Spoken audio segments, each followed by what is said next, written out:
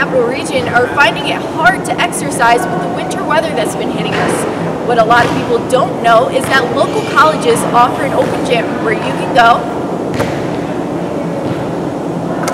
and shoot some hoops. Hashtag FitKidFep. That's a local trend that's been hitting up social media around the Capital Region. It's a trend trying to get parents aware to keep their kids active during the winter months. A child is supposed to receive at least 1 hour of active play a day. And although the winter months can be tough, there are other ways to stay active. And a great way during the winter season is to go ice skating.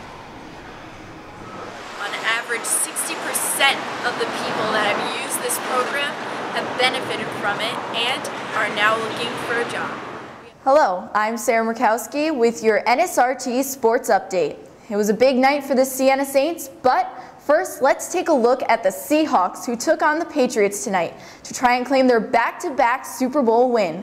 With a play leaving most speechless, it was thought the Seahawks had done it. Russell Wilson finds Jermaine Kearse, who makes this incredible catch to try to get the lead on the Pats, who were up 28-24.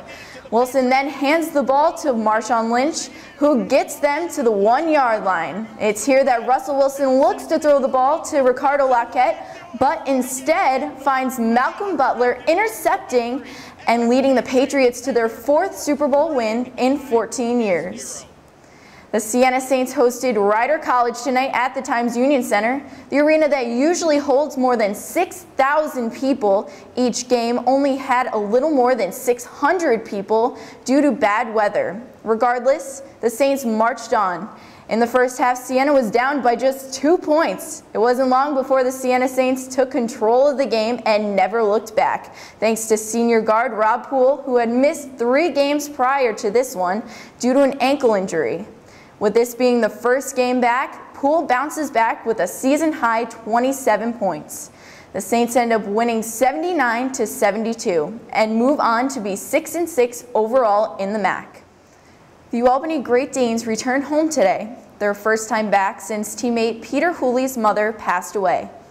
In honor of the Hooley family, Coach Will Brown made sure the team did something special.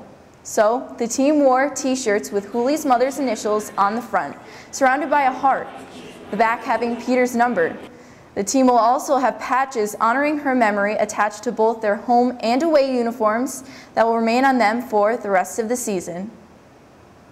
Brandon McNitt is a 5'11" pitcher from Los Angeles, California. McNitt was drafted by the Houston Astros earlier this month and is now playing for the Tri-City Valley Cats. He played Division I baseball in college, and in high school he played with what are now Major League draft stars. Played with a couple of guys that actually got drafted. Rio Ruiz, played with him in high school. McNitt played baseball on a varsity level for 3 years until he decided that baseball was the sport for him. Yeah, I played football for 2 years. I actually like it better than football because it's more laid back.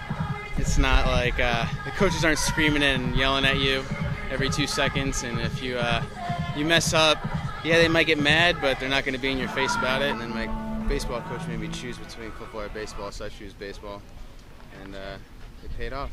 His next step was to go on and play Division I baseball, and that's exactly what he did. McNitt played for Stony Brook for 4 years and managed to win a World Series in college.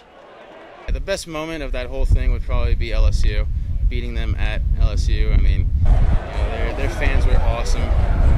Can't say enough good things about them, and to beat a team like that at home with those fans, it was impressive, and that's probably the best memory. And then we played UCLA and Florida State, and it was just, the experience was amazing, and yeah, I'll never forget it. McNitt has had his goals set for a while, and now knowing that this is the next step before making it into the major league, he's more determined than ever. But for my goal, it kind of goes, long term obviously is to make it to the show, but short term was to play D1, and then once I did that, make it to the College World Series, which I did, and then after that it was just to make it to pro baseball, and I did that. So hopefully now the ultimate goal is to make it to the show, and so we'll see if that happens.